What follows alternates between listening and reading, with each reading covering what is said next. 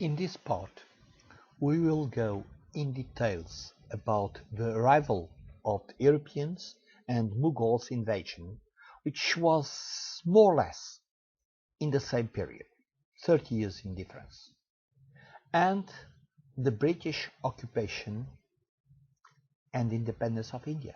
We can say that the arrival of the Europeans means, in fact, a nightmare for Islam occupation in India, and turns exactly India into a strongly different state. India was occupied, let's say, for about 100 years in the coast, the Portuguese state in there, and after that, when the British and Dutch arrival, India became jewel of the crown for the British Empire. During 4 centuries. After that, India became a new emerging country with an enormous potential from the economical point of view and as an emerging power in the economic and political side. Let's go into details. The arrival of the Europeans and Mughals invasions in the 16th century, it means that the Portuguese and Mughals arrived to India with difference of 30 years and alters the course of history. Mediterranean states like Venice, Naples, Florence, and others were trading with the East. Enormous exhibition of wealth awakened other European states like Portugal and Spain to the spirit of the discoveries and navigating to India through Atlantic Ocean. Different strategies were followed to arrive in India. Portugal follows a different strategy from Spain towards navigating to India. Colombo was sailing to the west and arrived to the Caribbean islands in 1494, convinced he was arriving to India. And Vasco da Gama, around Africa, reached India in 1498. The Portuguese were the first to reach the southwest of India, for Vasco da Gama in Calcutta in 1498, which quickly take position all the coast, implementing settlements and take spices trade with Europe from the Muslim. Later, Vasco da Gama was appointed Viceroy of the Portugal in India, and Vasco da Gama is still today in an honorable place in Greenwich Navy Museum in UK.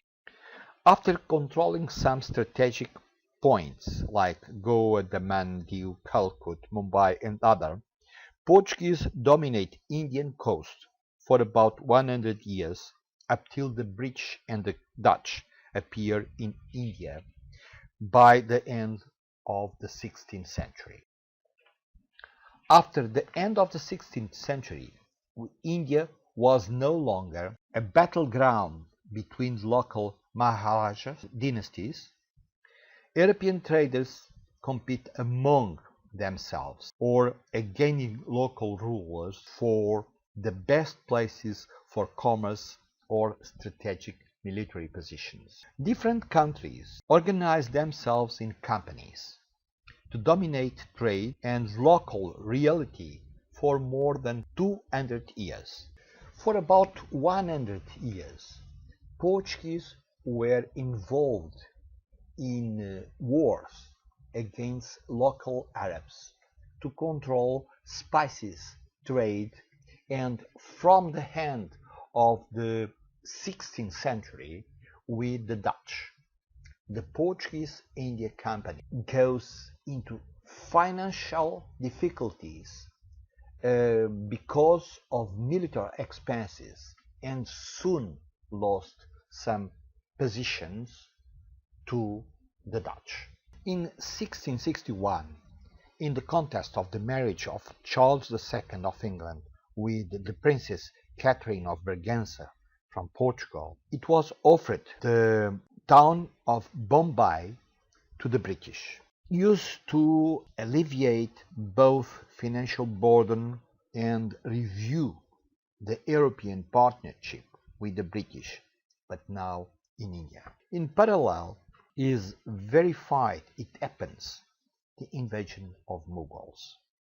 In 1526, about 30 years later than the arrival of the Portuguese, the Prince Babur, a brilliant military Persian, Turkish, Mongolian, crossed the Khyber Pass, invaded the India subcontinent, and established what became the Mughal Empire, invaded and conquered parts of India and turned India into cultural and artistic treasures. What would last near 2 centuries and cover a large area than the Maury Empire. Its apogee with the Emperor Shah Jahan in the end of the 16th century, beginning of the 7th. In about 1627, who built the Taj Mahal as a tribute to his first wife.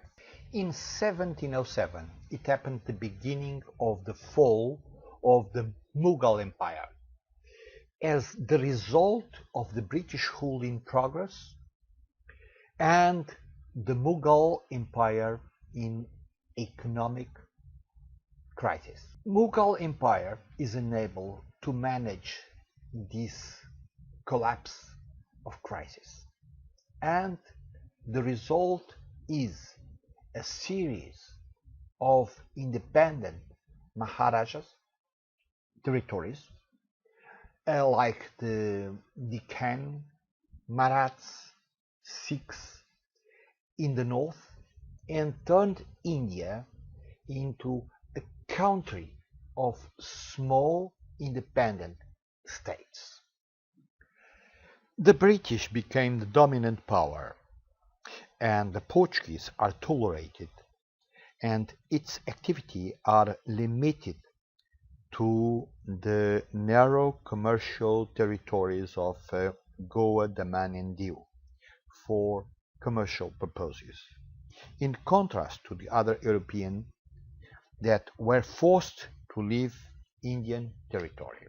The British East Indian Company took possession of the territorial domain and obtained concessions from the Mughals, emperors of the 17th century, and through a set of achievements such as Bengal, now Bas, and Marathas, Delhi, and Warner Hastings was appointed governor of Bengal in 1772 and would oversees all areas of East Indian Company.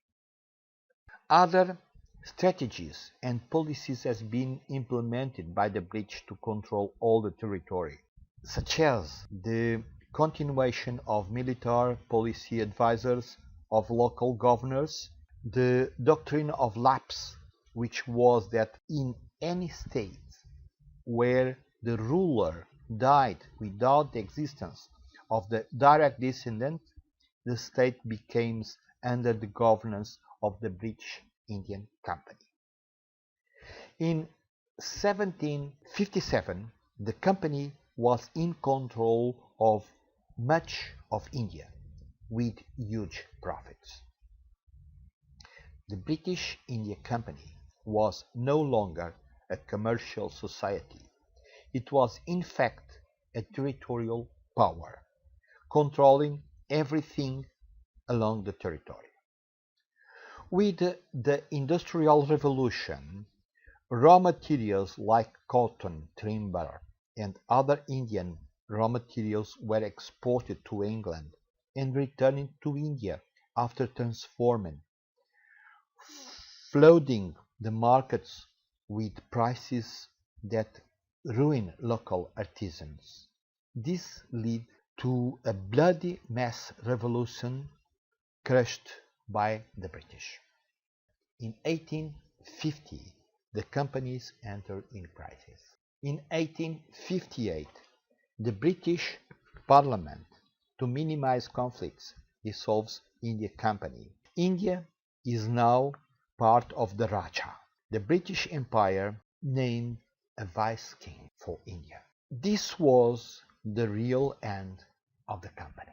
Indian National Congress movement, founded in 1885, became unstoppable after the troops of General Reginald Dyer gives fire on unarmed population in Amritsar,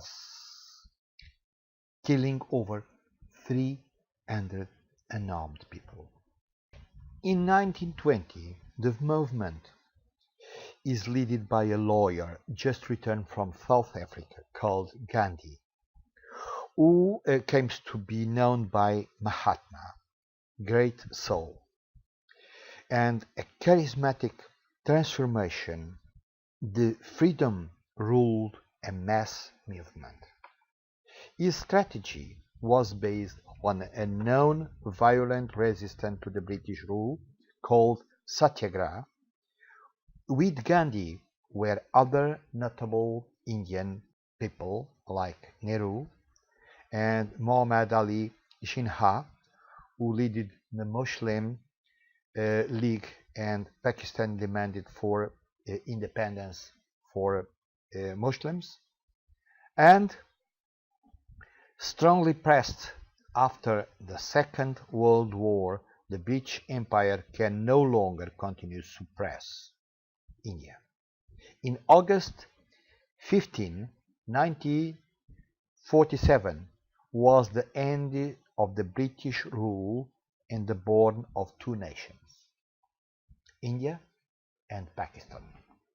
This was a turbulent period in the separation of Hindus and Muslims in the constitution of two nations, and India has more than 500 prince states that have been semi-independent during the colonial period. That makes the governance difficult.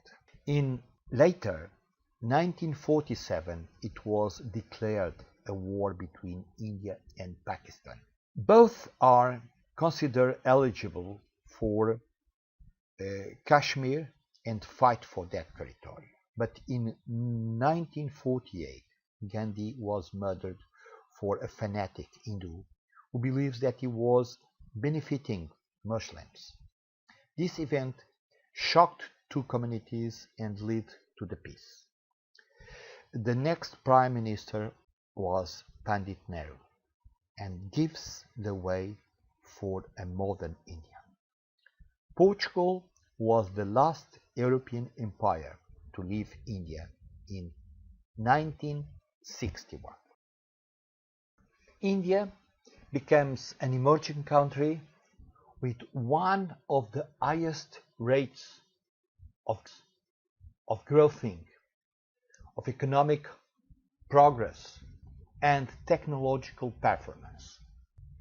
With historical background and information, it becomes easier to understand some of the most interesting aspects of Indian culture, their monuments, aspects of their reality, social aspects, spread in a wide, geographic, dispersed environment.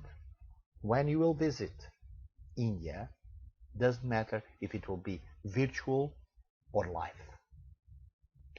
Thank you for your attention.